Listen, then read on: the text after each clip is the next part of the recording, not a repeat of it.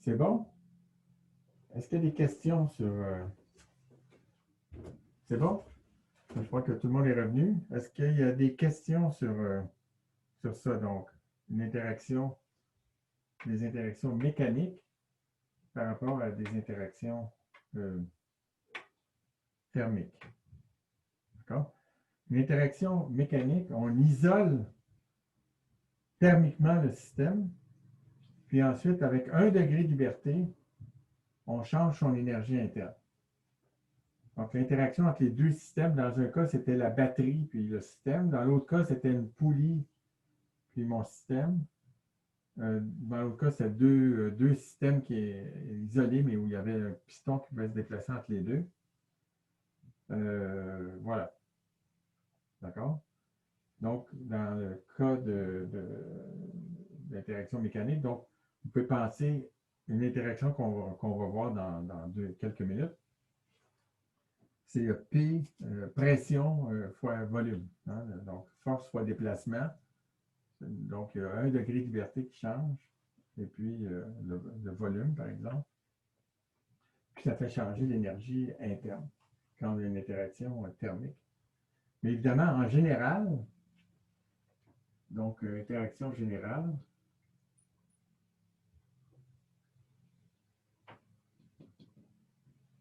oups, attendez un petit peu.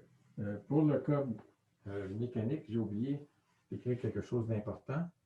Dans ce cas-là, ce qui va arriver, c'est que le travail fait par le système va être égal à moins l'énergie, changement d'énergie du système. C'est-à-dire que si le système fait un travail positif, c'est qu'il a perdu de l'énergie.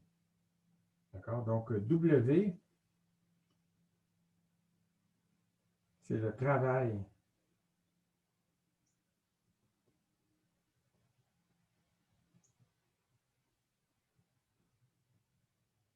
fait par un système.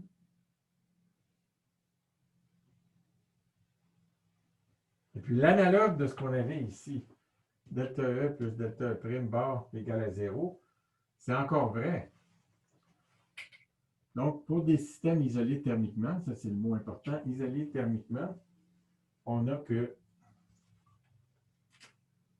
W plus W prime est égal à 0.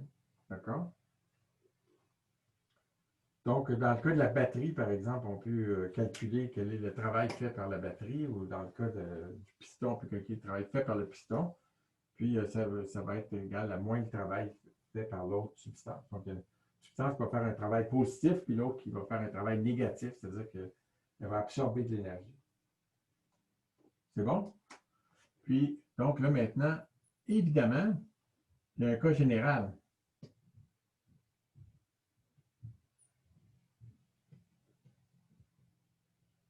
Donc, dans le cas général, le changement d'énergie du système, donc dans le cas du travail, c'était ça.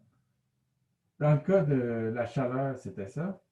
Dans le cas général, qu'est-ce que ça va être? Bien, le changement d'énergie, ça va être la chaleur absorbée moins le travail fait par le système.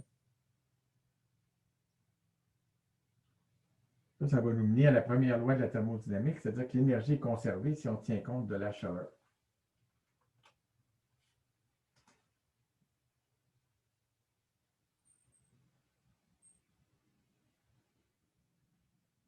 Voilà.